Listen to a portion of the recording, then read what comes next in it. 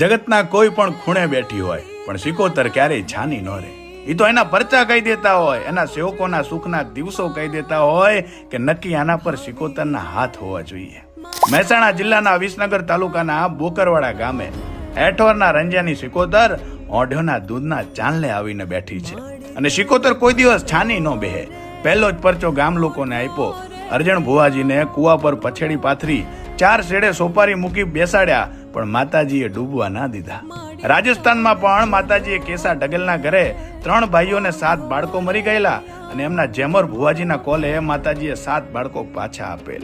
હાલમાં ભુવાજી શ્રી કાનજીભાઈ તથા એમના દીકરા ભુવાજી સેંધાભાઈ માતાજીની સેવા કરી રહ્યા છે. કહેવાય છે કે એમને પણ સુરતથી માતાજીએ પાછા બોકરવાડા બોલાવી ચાંદલો કરીને ધૂણવા આવ્યા. ગામના દરબારોને પણ 4 પેઢી જૂની ગરહાડ છે. રૂપાજી પરિવાર આજે પણ માં સિકોતર ચુડેલના દીવા કરે છે. માતાજીના સેવકો ખૂબ જ આસ્થા અને વિશ્વાસ સાથે રવિવાર ભરવા આવે છે. વિરાજભાઈ, ઋતુરાજભાઈ અને દર્શનભાઈને પણ મારી બોકરવાડાની સિકોતરની લગની લાગેલી તે છેક અમદાવાદથી રવિવાર ભરવા આવે છે. આપ પણ આવો માતાજીના દર્શને. જય સિકોતરમાં.